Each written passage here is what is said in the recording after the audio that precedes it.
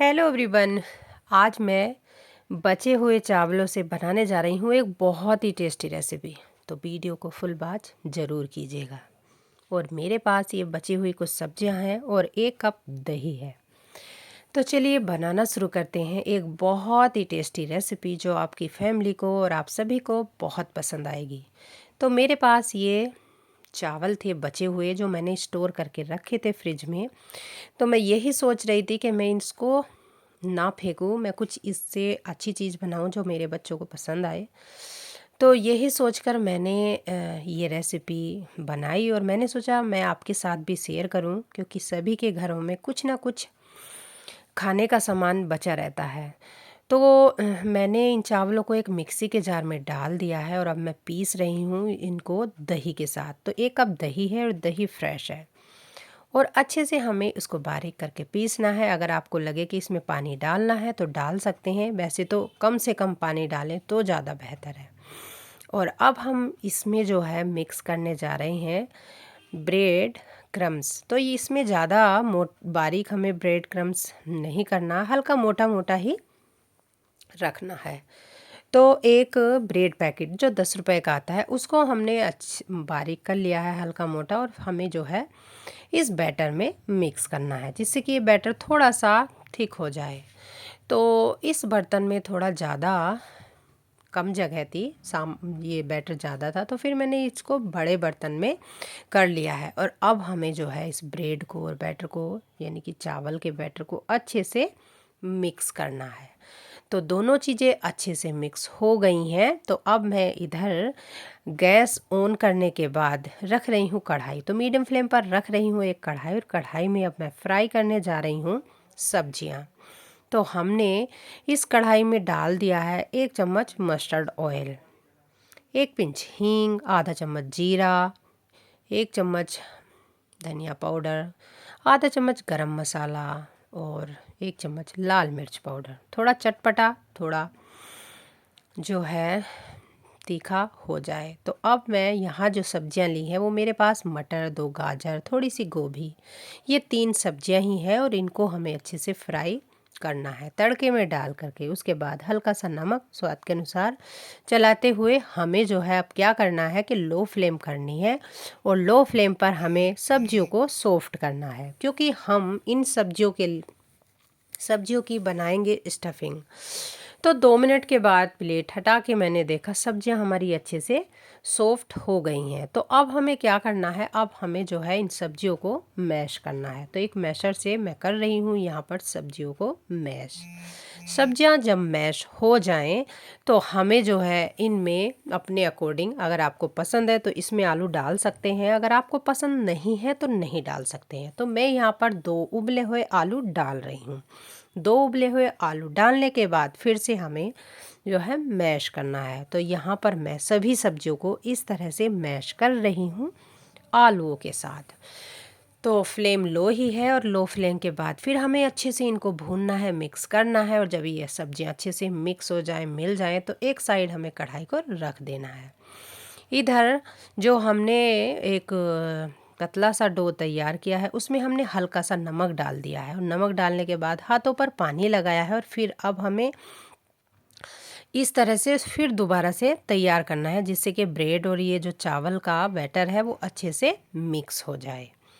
तो दोनों चीज़ों को मैं इस तरह से तैयार कर रही हूँ, और तैयार करने के बाद अब हमें थोड़ा सा ये जो है थिक बैटर लेना है, यानी कि थिक डो लेना है, और हमें इसमें ये सब्जी वाली मैश हुई भुनी हुई सब्जियों की स्टफिंग भरनी है। तो ऊपर जो है चावल और ब्रेड के अंदर जब हम इस स्टफिंग को भरेंगे तो आप जान ही सकते हैं, क्योंकि चावल ब्रेड जिस चीज़ में भी आप यूज़ करोगे वो स्नैक्स जो है एकदम कुरकुरा बनेगा। तो इसी तरह से हमने जो है ये, आप इनको भरवा टिक्की बोल सकते हैं, लेकिन मैं यहाँ पर इनको कटलेट बोल रही हूँ। तो आप जो है इस तरह से बचे हुए चावलों का ये कटलेट बनाकर तैयार कर सकते हैं। तो मैं यहाँ पर एक कटलेट को स्टफ्ड करके रख रही हूँ, और इसी तरह से थोड़ा थोड़ा टुकड़ा ले करके उसको हाथ पर फैला रही हूँ। और फैलाने के बाद हमें जो है ये सब्जियों का जो है जो स्टफिंग हमने तैयार की है उसके अच्छे से हमें लड्डू बना लेने हैं और फिर बीच सेंटर में भर करके इसे चारों ओर से इस तरह से ढक देना है, यानी कि कवर कर देना है। तो इसी तरह से मैं सभी स्टफिंग को भर दूंगी इस जो पतला सा ये बैटर है या डो है इसमें। तो इस तरह से हमारा जो है ये 2 स्टफिंग वाले कटलेट भरकर तैयार हो गए हैं। तो इन्हें हमें डीप फ्राई नहीं करना है, सैलो फ्राई करना है रिफाइंड ऑयल में। तो मीडियम फ्लेम पर मैं रख रही हूँ एक पैन और पैन में मैं डाल रही हूँ रिफाइंड ऑयल। रिफाइंड ऑयल को मीडियम फ्लेम पर मीडियम गरम करना है, ज़्यादा तेज़ नहीं करना है और ना ही ज़्यादा ठंडा रखना है। और हमें जो है इस तरह से पैन में ये सेट कर देने हैं, सैलो डीप फ्राई करना है। और जब हमें लगे कि ये नीचे से अच्छे से सिक रहे हैं तो फिर हमें इनको चेंज करना है।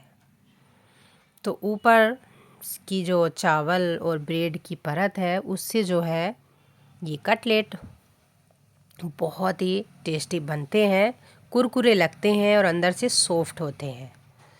तो ये चावल के कटलेट बनाए हैं हमने कुछ सब्जियों के साथ मिक्स करके, यानी कि सब्जियों की स्टफिंग भर के। तो इस तरह से हमने जो है इनको अलटते पलटते हुए तैयार किया है और आप भी इसी तरह से मीडियम फ्लेम पर इनको तैयार कर सकते हैं। तो मीडियम फ्लेम पर ही मैंने इनको सैलो फ्राई मैं कर रही हूँ और ये इजीली तैयार हो गए हैं, ना ही तो ये चिपके हैं और ना ही इनको बनाने में किसी तरह की कोई प्रॉब्लम आई है। तो इसी तरह से मैंने सभी को तैयार कर लिया है और तैयार करने के बाद फिर मैंने इस तरह से इनको शैलो फ्राई किया है। तो सभी जितने भी ये कटलेट्स है तो सभी को मैंने इसी तरह से बनाकर तैयार मैं कर रही हूँ। तो आप सब बताएंगे मुझे कि आपको ये रेसिपी कैसी लगी, क्योंकि मेरे बच्चों को, मेरी फैमिली को तो बहुत पसंद आई, क्योंकि ये ऊपर से बहुत कुरकुरी थी और अंदर से सॉफ्ट थी।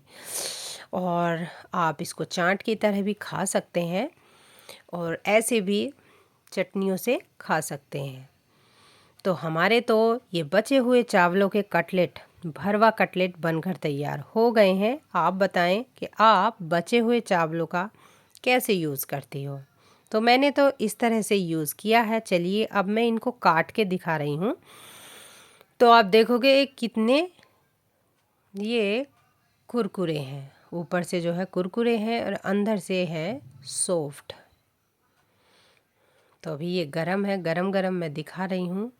ये बहुत ही ऊपर से क्रिस्पी बने थे और अंदर से भुनी हुई मैश हुई स्टफिंग के साथ ये बहुत टेस्टी लगे। तो हमारे कटलेट बनकर तैयार और इनको आप टेस्ट कर सकते हैं अपनी फेवरेट चटनियों के साथ। तो मैं यहाँ पर ले रही हूँ एक ये टमाटर की चटनी है और दूसरी है धनिए की चटनी, एक मीठी है एक तीखी चटनी है।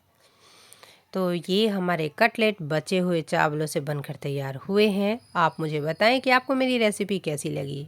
एक लाइक ज़रूर कीजिए, क्योंकि आपकी एक लाइक से मुझे बहुत सपोर्ट मिलता है। सपोर्ट और सब्सक्राइब बना के रखिएगा प्लीज़, और बेल आइकन के साथ मेरे चैनल को सब्सक्राइब कीजिएगा और फैमिली फ्रेंड्स में शेयर कीजिएगा वीडियो। और आप मुझे बताएं कि आपको किस तरह की वीडियो देखना पसंद है। मैं नेक्स्ट वीडियो उसी तरह की वीडियो आपके सामने प्रेजेंट करूंगी। तो लाइक शेयर सब्सक्राइब ज़रूर कीजिएगा। मिलती हूँ एक न्यू रेसिपी के साथ। Bye bye.